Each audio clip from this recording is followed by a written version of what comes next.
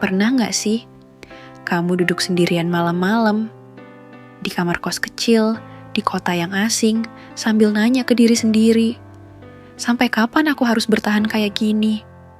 Kamu pergi jauh dari rumah, bukan karena kamu gak sayang orang tua, tapi justru karena kamu terlalu sayang. Kamu ingin mereka gak terus-terusan hidup susah. Kamu ingin mengubah nasib keluarga, biar adikmu bisa sekolah tinggi, biar ibumu gak terus-terusan sakit tapi gak berani ke dokter, biar bapakmu bisa istirahat dari kerja kasar yang bikin tubuhnya makin rapuh. Kamu rela meninggalkan kampung halaman, meninggalkan senyum ibu dan tatapan mata bapak yang sebenarnya berat melepaskanmu. Tapi mereka bilang, "Pergilah nak, semoga nasibmu lebih baik dari kami." Dan kamu pergi dengan satu tas kecil, dengan sisa uang seadanya, dan dengan harapan besar yang kamu pikul di punggungmu sendiri. Sekarang kamu ada di sini, di tengah keramaian yang justru bikin kamu makin merasa sepi. Di kota yang gak peduli seberapa keras kamu jatuh. Di tempat dimana kamu harus pura-pura kuat. Padahal kadang malam-malam kamu nangis sendirian sambil nahan rindu yang gak bisa kamu ceritakan ke siapa-siapa. Tapi kamu tetap bertahan. Karena kamu tahu, kamu gak bisa pulang sebelum sukses. Kamu gak mau pulang dengan tangan kosong sambil melihat mata orang tuamu penuh kecewa. Dan malam ini, kalau hatimu sedang lelah, kalau kamu butuh suara yang mengerti rasa rindu, perjuangan, dan diam-diamnya tangis anak rantau, biarkan aku duduk di sebelahmu lewat suara ini. Gak untuk menggurui, tapi untuk menemanimu mengakui bahwa kamu hebat, kamu kuat. Meski semua ini terasa berat, aku sering bertanya pada diri sendiri, kenapa aku harus sejauh ini dari rumah? Kenapa aku harus merasakan dinginnya malam tanpa pelukan ibu? Kenapa semua ini terasa berat, bahkan untuk sekadar bernapas? Aku pergi membawa harapan, tapi yang kutemui justru kenyataan yang mengguncang. Hidup di perantauan itu tidak seindah kata-kata motivasi. Tidak segagah cerita orang-orang sukses. Kadang aku tidur tanpa makan. Kadang aku kerja sambil demam. Kadang aku pura-pura kuat. Padahal dalam hati aku ingin menyerah. Aku rindu rumah. Rindu suara ibu di dapur. Rindu aroma tanah di halaman. Rindu kebersamaan yang sederhana, tapi hangat. Namun rindu itu harus kusimpan, karena aku belum siap menjawab satu pertanyaan. Kamu udah jadi apa sekarang, nak? Itu bukan sekadar pertanyaan. Itu tekanan. Itu luka. Karena aku sendiri belum tahu apa aku sudah cukup untuk disebut berhasil, apa aku layak untuk pulang. Setiap hari aku bawa beban yang tak terlihat. Rasa malu, rasa gagal, rasa bersalah karena tak bisa mengubah hidup mereka secepat yang dijanjikan saat aku pamit dulu. Aku janji pulang bawa keberhasilan. Tapi sampai hari ini, aku masih berjuang menahan tangis sambil pura-pura kuat di depan dunia.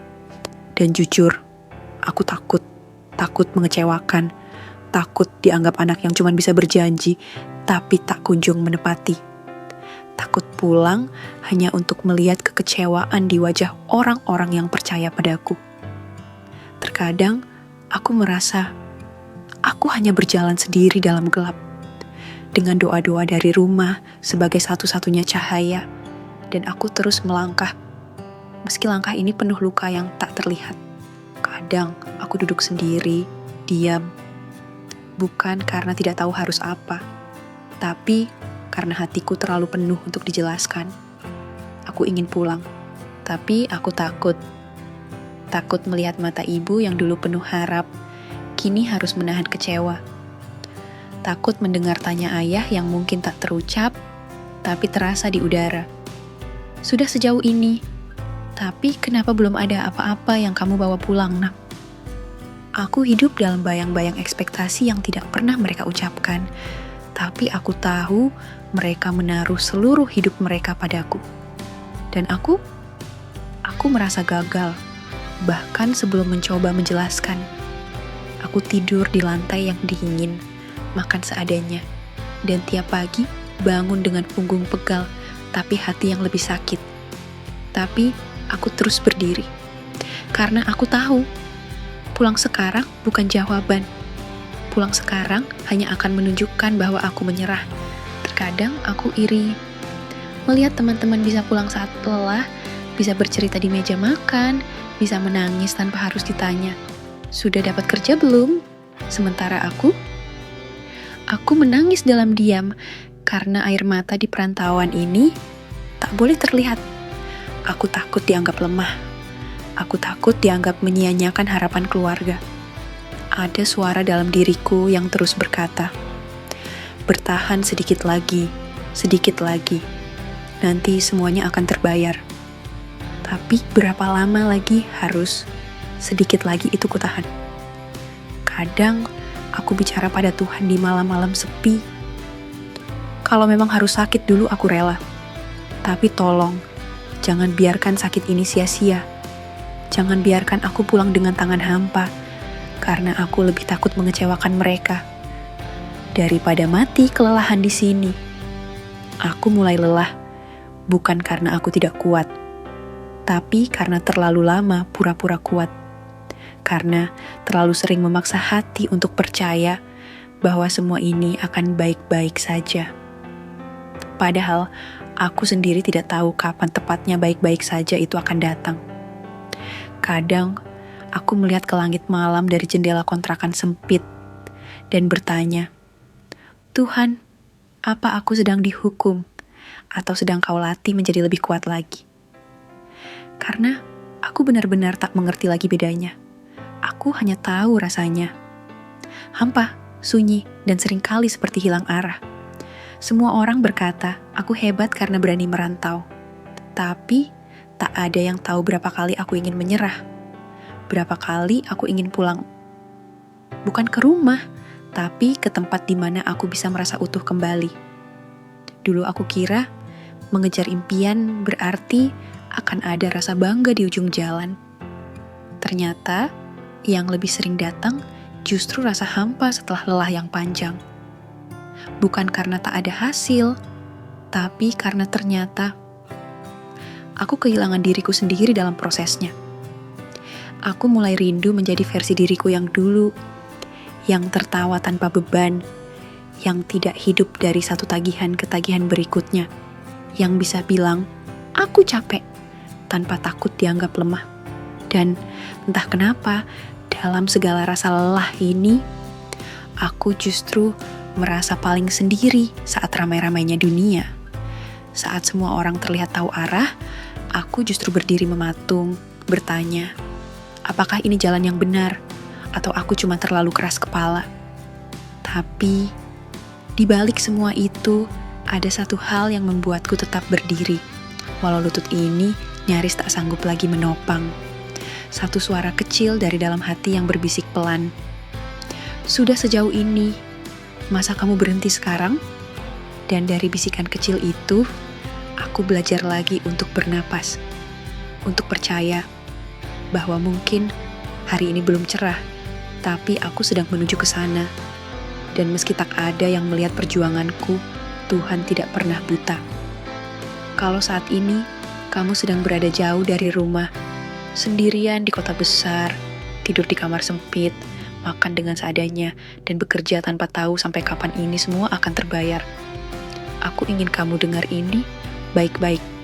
Kamu sedang menanam. Iya, mungkin hari ini belum tumbuh apa-apa. Mungkin bahkan kamu sendiri mulai ragu. Apa yang kamu tanam ini akan berbuah.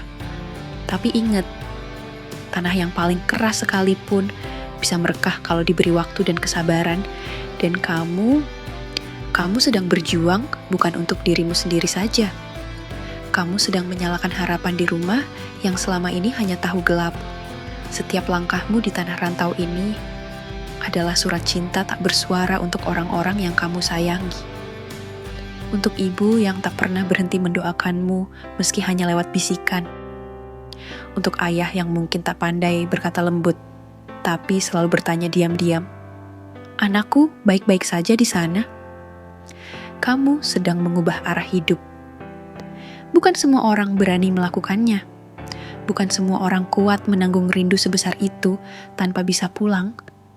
Dan bukan semua orang punya nyali untuk menunda kebahagiaannya sendiri demi melihat keluarganya tersenyum suatu hari nanti. Kamu hebat. Kamu luar biasa karena memilih jalan sulit ini dan tetap berjalan walau lututmu gemetar. Jadi, jangan menyerah sekarang. Kamu boleh lelah, boleh menangis, boleh merasa ingin pulang. Tapi ingat, kamu bukan sendiri. Ada banyak hati yang percaya padamu, walaupun mereka tak bisa melihat langsung usahamu. Ada doa-doa yang terus mengejarmu dari jauh. Ada cinta yang menunggu kamu kembali, bukan hanya dengan kesuksesan, tapi juga dengan hati yang utuh.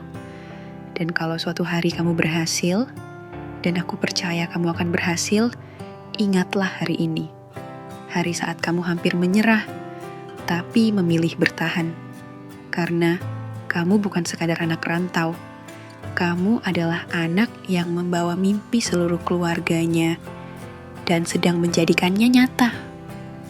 Kalau malam ini kamu merasa dunia terlalu sunyi, terlalu sempit, terlalu asing, pejamkan matamu sejenak. Dengarkan suara hatimu yang paling jujur. Suara yang selama ini kamu bungkam karena terlalu sibuk kuat. Kamu gak perlu pura-pura tegar setiap hari. Kamu gak harus selalu terlihat baik-baik saja. Karena menjadi manusia, artinya kamu boleh lelah, kamu boleh runtuh, kamu boleh menangis sesenggukan di pojok kamar kos yang sempit itu. Tak ada yang salah dengan itu. Kamu sudah berusaha terlalu keras, mungkin sampai tubuhmu lupa rasanya istirahat. Kamu sudah menahan rindu terlalu lama, sampai dadamu sesak tiap dengar suara ibu di telepon.